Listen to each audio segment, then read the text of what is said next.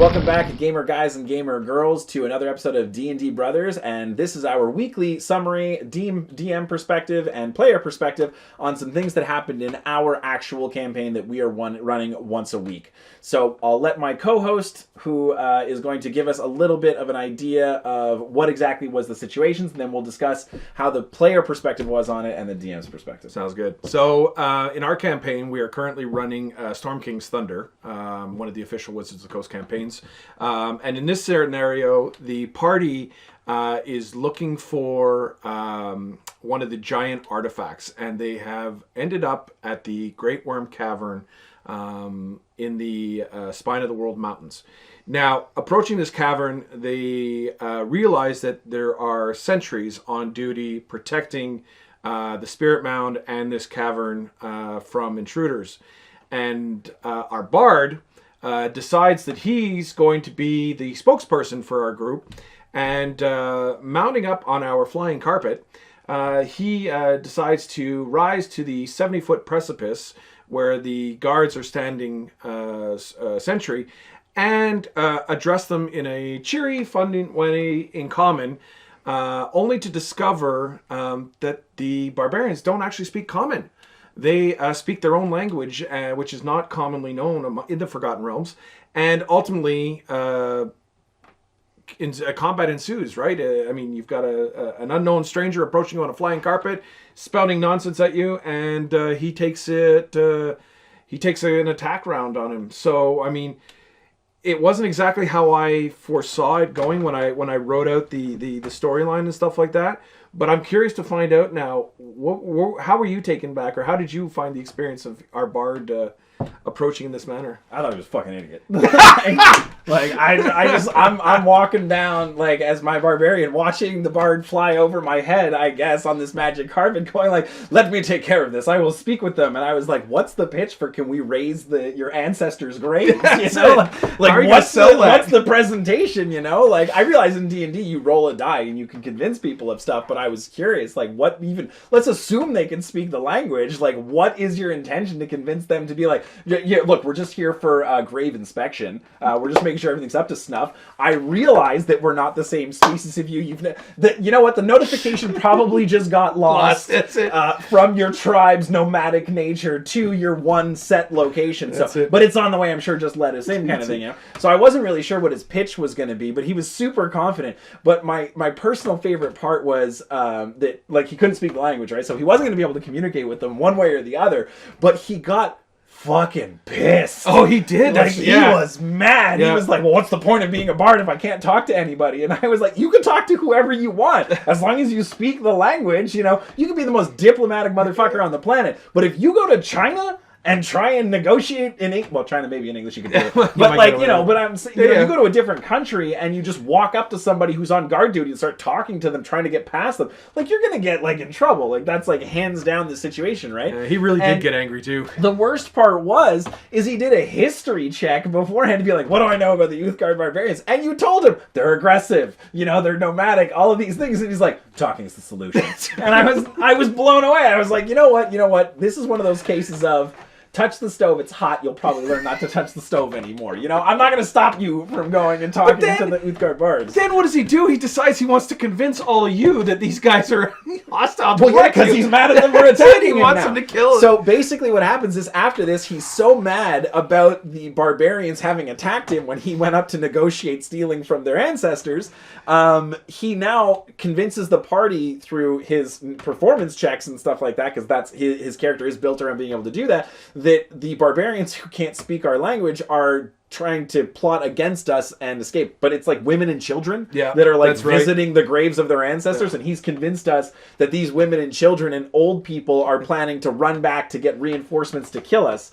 So we had to navigate him being just a dick. Oh yeah, he was like, that's it. Like, you shouldn't have sympathy for imaginary characters, but I was like, I don't want to murder these children. Like, I don't want to wake up tomorrow morning and be like, I imagined killing children. Like, I feel like that's just not a good Saturday. It's not. So we did find a way around it, but it was just funny how personal he took this. Like, when you said roll for initiative, he was like, fuck this. Like, like he was pissed, and I thought it was funny. And then I'm telling him, and he's like, "This never works. I hate it when DMs don't let you negotiate with the characters in their world." I'm like, "You negotiate all the time. Like you constantly are changing the outcome of scenarios because you're negotiating. But it turns out if you don't speak the language and you're robbing people's ancestors, they attack you." So it was. I thought it was a really funny situation, not just because I thought it was really dumb, but it was also that once it was presented as stupid and he got attacked, he was mad at you and the barbarians for attacking him, you know? And then he got into this whole plot of murdering children and parents, you know? Like,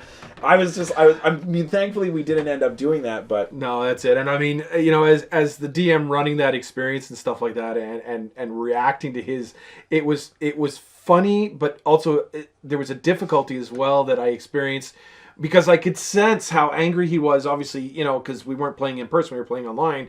I could tell how angry he was personally, and then he's trying to use that to influence the game, and I'm trying to sort of moderate that and mitigate his influence on the game to ultimately render a situation that should have been relatively easy to something that's going to be horribly disastrous. Well, as a DM too, that's one of those points where you've got a player who's now doing something that's well within the rules, but manipulating how other players can play their characters. You know, like everybody else at the table doesn't want to do that, but now it's like, well, we have to role play. Us being convinced that these people are actually trying to kill us and stuff like that, you know? So it does present that problem as DM, I would imagine for you, like, how much do I allow the rules to stay in place versus stepping in and going like, don't be a dick. That's it. And this is a big part, like when you were saying, like, my character just wouldn't do that. So there's always that possibility that you can persuade somebody of something, but if it just goes against the character's inner views, inner spirit, inner alignment, if you want to use that term, there's just no way you're going to convince them. Like, there's no way you can persuade somebody to throw themselves off a cliff. Yeah. Right? Like, there are situations in D&D, and I know people will argue with me about this, and I apologize for starting the fight, but there are situations that you just cannot, you know, roll for and just cannot win no matter how, even on a nat 20, sorry, you know.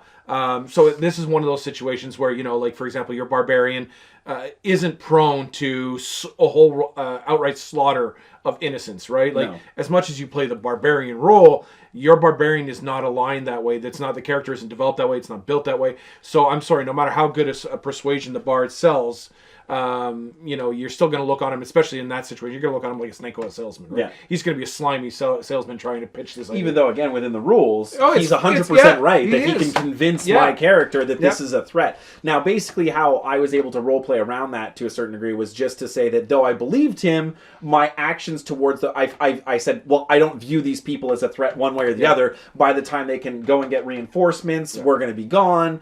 So I don't care. I'm not killing, you know, parents and children because of that, and they're not a threat to me now. Like, they can't hurt me. I'm gonna, you know, I'm they hadn't taken any actions. And that's the thing too, is that regardless of what he said, they're not taking action. That's right. They're not making any movements. So we roleplayed around it to a large degree because the person was upset. Like I said, he wasn't super upset. It's obviously imagining a world. He's an mature adult, that's it. But he wanted to play that annoyance of doing something and getting shot in the face. You know, so that was definitely it was a fun highlight of the campaign because we were all laughing and it was really funny with him going like, "I'm going to negotiate this for us." Yeah, that's it. Bam! He thought he was going to unlock that door and swing it wide open. Be like, we're just gonna they're going to welcome us. There's going to be cheese plates because I convinced them so well to let us rob their ancestors. They're going to give us their ancestors. You know, this relic was always ours to begin with. You know, like I know he had a plan for what he was going to say, and the only thing missing was the ability to actually communicate said plan to the sentries, who communicated with an arrow to the face. Yeah, that's right. So the second thing, though, that I wanted to go over, the second highlight of the campaign. Again, you gotta love our group because their decision making and their choices is always interesting. It's never a dull moment. We get to the back of the cavern, this burial cavern that we've been in after we've dealt with the whole situation of, you know, about to murder women and children. I was gonna say you murdered the sentries. We murdered the sentries. Yeah, and that's the other thing. Sorry, I just want to highlight this one thing. I love how players can never perceive themselves as the villains. They're always the hero of the story. Because in our campaign last night, we're going into, after we've slaughtered the sentries and stuff like that, who are on guard duty protecting their ancestors, right? So they attacked us. We had to defend ourselves. They weren't going to stop, so we ended up killing them. I probably could have done non-lethal damage, but let's not talk about that. Anyways, and so we're in this cavern, and we're talking amongst ourselves as the group, and I mentioned at some point, because I started hearing You repeated it. I repeated it multiple times. I was like, guys, we're the bad guys in this situation. We showed up at somebody's funeral home, kicked their grandmother out of the casket, killed their family members who were there observing the wake, and then we're standing in the bloodied mess of the funeral home going like, well, this is this is what we need to be doing. We're very respectful. We're just going to take what we need to take from here. Why won't you and give then we're it to going to us? head home. This is very ridiculous that they're not respecting us as the heroes that we are. And I'm repeating, we murdered a lot of people to get to this point. And just so we're clear, 5 minutes before we got here, they were probably playing dice and eating their lunch and stuff. Like this was a normal 9 to 5. And then we showed up and we were like, bah, and stabbed everybody to death. Oh God, yeah. And that was our situation. So it was just really funny to see that. And I'm sure as a DM sometimes hearing the party talk about being like we're in the right and everything like that, and you're looking at what they've just done. It's like it's just a shocking thing sometimes to see how the party will always think that they're the hero. So I kept repeating, we need to get out of here because I don't want to kill anybody else. This is, even if it's an imaginary world, I feel like murder is going to come with some consequences. So fortunately, there's no lawful good characters in our game. well, no, there's no lawful good characters, so there's very little debate. But my character isn't exactly evil. No. I'm not saying again, that. Like beheading people because they were on guard duty. Is you like, definitely, you definitely had some questions. It's weird for me sometimes to be the moral compass of the group because I'm like the most amoral person as a general rule. Like I'm just like in real life, live and let live. But like the fact that I have to remind our band of self-doubting fucking murderers that they need to watch what they're doing is just a surprise sometimes. And the look of shock sometimes be like, hey, we just murdered a bunch of people and now we're trying to steal from their ancestors' graves and we're hoping to get out of here before anybody arrives. That's a B&E with murder. Like, that's what that is. Like, so we need to get out of here. Anyways, so second thing that happens, we get to the back of the cavern. And we find like a shrine, an altar to the god of this tribe and everything. And there's a ceremonial gong that we realize is very likely the giant relic because the gong is made out of what looks to be a shield. Yeah, okay? It appears to be a shield. Yeah, with red dragon scales on one side, and copper on the other. Exactly. Yeah. So we're looking at this, and there's a couple of other things that are happening. But after those kind of things get settled down, one of our players decides not to go and take the relic. No, he didn't bother taking it. He didn't want to take it. He wanted to. He just walks up while we're all talking and deciding what we're going to do, and he just rings the gong. And I don't know too many circumstances in the history of fiction where somebody rang a gong and everything worked out fine. Good things happen. That's what happens in Indiana Jones when the dude comes out and rips out a heart. Like a gong is like the villain is entering the scene. Like no gong rings and then the Care Bears show up. Like that never happens. You're right. Like it's always a bad thing. So if there's a gong, my natural reaction is don't ring that. Why don't we just not do that? Because I don't know if you know this or not. Ringing gongs is optional. It is? Yeah, you don't have to do that. Oh, because it was in my notes that the gong had to be rung. Yeah. So, and I tried to tell that to our player that decided to ring the gong, but he was very much on the side that this is a non-optional part of the campaign. That's it. We're going to ring the gong. And the best part is of course, naturally, it is the sign of something bad about to happen. Yeah. So the gong rings, and we get attacked by 3 monsters that come out of the ground and everything like that. And once again, I'll never get over this. My favorite part about Dungeons and Dragons is the shock on the player who did the stupid thing's face when he realizes there's consequences to his stupidity, right? But again, like what I don't understand is like there's like 2 possible outcomes. Like you ring the gong and nothing happens. Or you ring the gong and something bad happens. Which means if you're working on a risk-reward scenario, I don't know how much you love the sound of a gong, but it doesn't feel like a good risk-reward. And if he had that much of an addiction to the sound of a gong, he could have just said, hey guys, when we get back to town, I want to have a gong. Maybe don't ring the one in the ancestors' burial zone. Maybe we'll just get you one. You fucking sketchy dude, man. Like nobody knew he had a gong obsession until we get to this. Like I would have been like, it's like that people that just can't help but push a button, right? He's that kind of guy. He is exactly that guy, and most of the things that have happened to us in this campaign have been that. So that was my reaction to it because I remember him saying, "I ring the gong," and I literally went, "No!"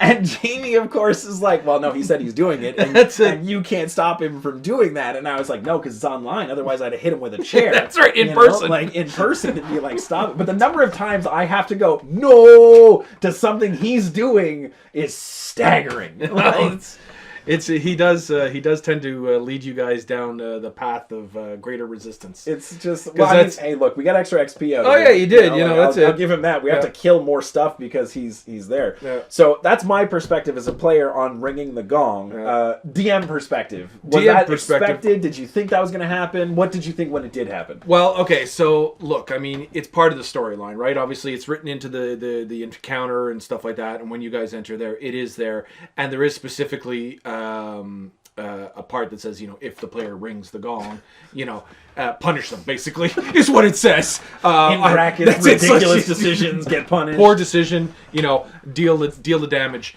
And that's it. So, I mean, that's it. You ring this gong and these 3 monsters burst out of the ground, and it puts you right smack dab in the middle of the combat situation, right? The person ringing the gong is literally surrounded on 3 sides by these monsters. So yeah, you know what? Planning wise and stuff like that, I'd allowed for it. Be honest with you, with the way you guys were sort of rolling along with the storyline and stuff like that, I thought you guys were going to get out without ringing it. Right? I honestly thought you guys had gone in, you'd gotten your the message that you needed to get, and you guys were planning your departure and were basically ready to go. Well, that's why we were actually quite a ways away from him when he rang the gong. Yeah. Because we were, like, it was one of those situations where if you're watching a movie, it's like everybody's talking in a group, and then there's one dude kind of being like, I wonder what happens. Yes, exactly. And then, like, the sound rings out, and everybody goes like, what the Who the hell rang the bell? Like, what? That wasn't part of the... Why? Why would you do this? Like, I have so many questions. None of them I think you're capable of answering. And right now, it's not the priority because, holy shit, it's like the music version of Kleptomania. Like, he just had to do it. Like, there was no choice. No, that's it. And I asked him, too, afterwards. I was like, what did you think was going to happen? I don't know. That's it. I just rang the gong. Now I know. Was there. Yeah, that's it. Now I know. So that's it. So from that perspective. And then... so like I said, it was written into the storyline. That's fine. Everything else like that, I was prepared for it. Thought you guys were going to get out without ringing it. Obviously, that didn't happen. So playing it out as the third, sort of that final aspect, I honestly expected it to go worse for you guys. But again, you guys strategized and played it out really well. I honestly thought I was going to have to maybe pull a couple of punches originally before we started. Challenging level of the encounter, that's it. Especially with the way you guys were sort of placed and stuff like that. I was really worried that he was going to go down hard and fast. But obviously, you guys came up with a solution. And they played it out really well. Like, there was a lot of strategy involved. There was a lot of like, okay, we're going to do this. And then we're going to withdraw, we're going to regroup, and we're going to proceed with the slaughter of these monsters. And they did it strategically, and I had to applaud you guys. You guys really put the tactics down, and you guys were able to stick to that plan. I don't know if it was because he rang the gong after being told not to kind of thing and whatever. Nobody told him not to. Well, timing-wise and stuff like that. I mean, anyways, I don't know. That's it. If maybe that's why he decided to listen and sort of follow instructions a little better or anything else like that. But no, I mean, ultimately you guys played it out really well, and I didn't have to pull any punches. I didn't have to dumb down the encounter or anything else like that. I probably, even after I saw your tactics and stuff, I probably could have made it harder. Well, I mean, we did also get a little bit lucky with some of the rolls that we used. Yeah. So because I was actually concerned because I knew to a certain degree because we'd faced one of those monsters before. It was a Remoraz, if anybody's interested. There were 3 Remorazes that attacked us, but they weren't full ones. They were whatever, junior or okay, so not young, so they young were, Remoraz. Yeah, still a challenging encounter for sure. But basically, we as a party approached it with we got them stunned through one of the bard spells. And then we pulled out. We held all of our actions to all go basically at the same time, so that we would basically be able to delete one of the monsters and reduce the difficulty of the encounter quite quickly. And even the fighters accepted that they were going to take some of that burn damage. There was burn damage. Normally you would try and pull some punches and avoid taking that damage, but we said, look, no, we're going to take this on the chin. We're going to try and bring one of these things down really quickly. So from a DM's perspective, it's interesting to hear that you were planning on going, hey, maybe I might have to save some of my players here from dying because of this stupid decision. And that we were able to pull it out. So, but it was also too our team, as much as we may disagree, our players. We may disagree sometimes, and we may not always have the exact same perspectives, but we're actually pretty good at coming up with a strategy. Like, people follow like what the group decides to do, whatever that strategy is. We don't really have anybody who goes, well, no, I want to do this and not follow through. No, that doesn't happen so very often. But it really does help. It's developed, right? Yes. It wasn't like that at the beginning, Yeah. and it is definitely, Yeah. I mean, don't forget, we are 2 years plus into a campaign, or campaigns, and so this group dynamic, obviously you guys are learning to work together, and that's it. So it's there's a lot more of, hey, what do you guys think I should Yeah. do? You know, Yeah. stuff like that, you know, where we can work together as a team and, you know, get through challenging encounters like that.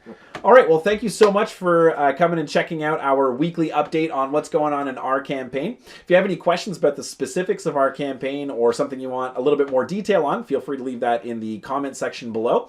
And I'll leave the last little bit to Jamie. Don't forget to, of course, like and subscribe, hit that notification button so you know when we're posting new videos, and keep on gaming.